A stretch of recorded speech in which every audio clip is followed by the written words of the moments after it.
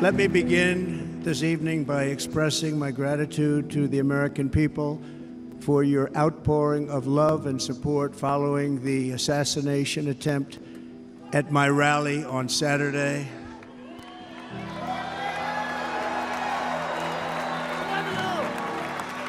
As you already know, the assassin's bullet came within a quarter of an inch of taking my life. So many people have asked me, what happened? Tell us what happened, please. And therefore, I will tell you exactly what happened, and you'll never hear it from me a second time because it's actually too painful to tell.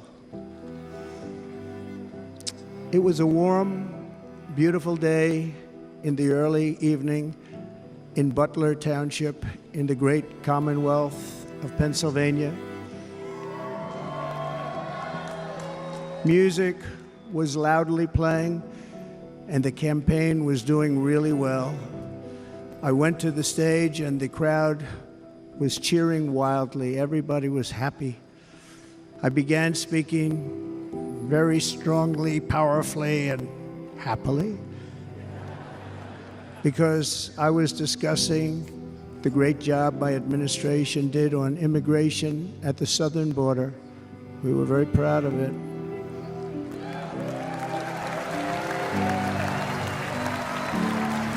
Behind me and to the right was a large screen that was displaying a chart of border crossings under my leadership. The numbers were absolutely amazing. In order to see the chart, I started to, like this, turn to my right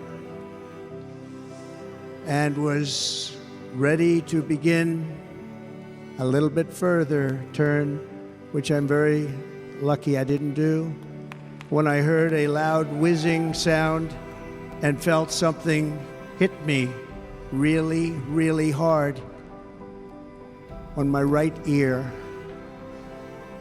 I said to myself, wow, what was that? It can only be a bullet. And moved my right hand to my ear, brought it down. My hand was covered with blood, just absolutely blood all over the place. I immediately knew it was very serious, that we were under attack, and in one movement proceeded to drop to the ground. Bullets were continuing to fly as very brave Secret Service agents rushed to the stage, and they really did. They rushed to the stage.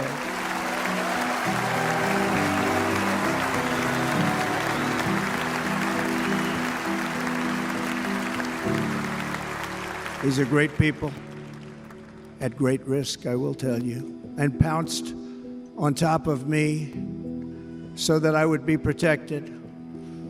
There was blood pouring everywhere, and yet, in a certain way, I felt very safe because I had God on my side. I felt that.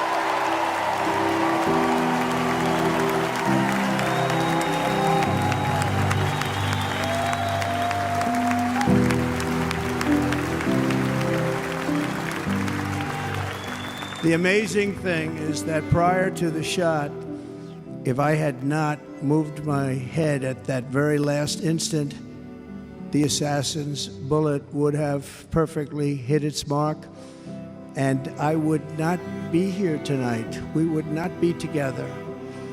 The most incredible aspect of what took place on that terrible evening in the fading sun was actually seen later.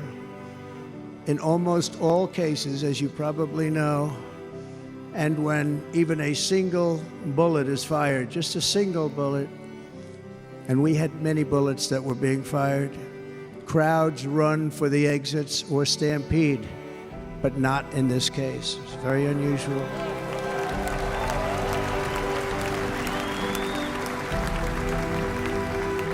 This massive crowd of tens of thousands of people stood by and didn't move an inch.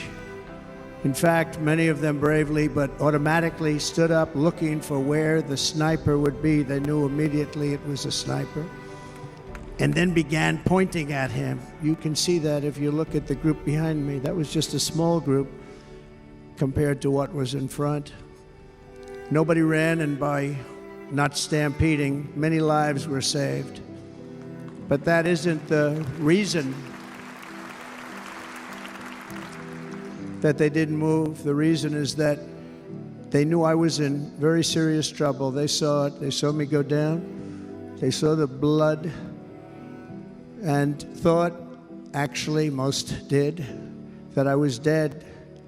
They knew it was a shot to the head. They saw the blood. And there's an interesting statistic. The ears are the bloodiest part. If something happens with the ears, they bleed more than any other part of the body.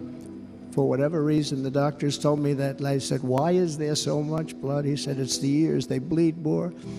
So we learned something, but they just, this beautiful crowd, they didn't want to leave me. They knew I was in trouble. They didn't want to leave me. And you can see that love written all over their faces.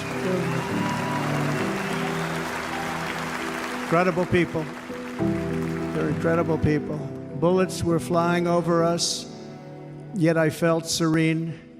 But now the Secret Service agents were putting themselves in peril. They were in very dangerous territory. Bullets were flying right over them, missing them by a very small amount of inches.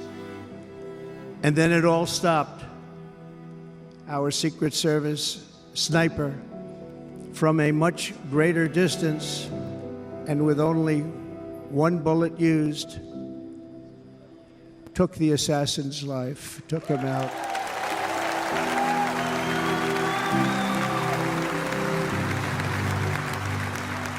I'm not supposed to be here tonight. Not supposed to be here.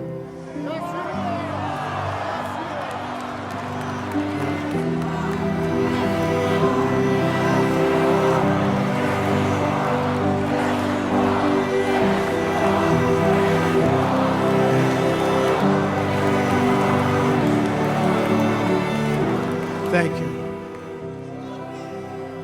But I'm not. And I'll tell you, I stand before you in this arena only by the grace of Almighty God.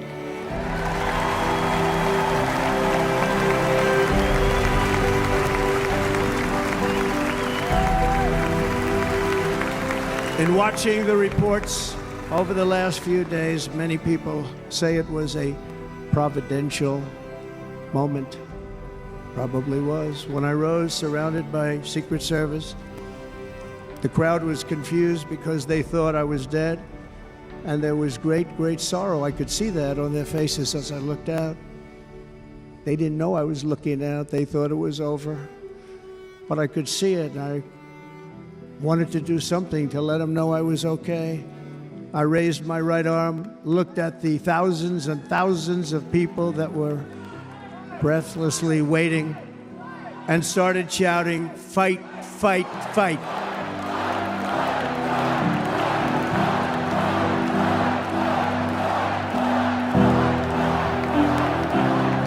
Thank you. Once my clenched fist went up, and it was high into the air. You've all seen that.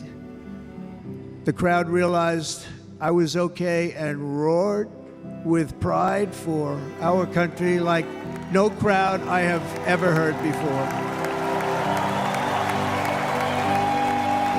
Never heard anything like it.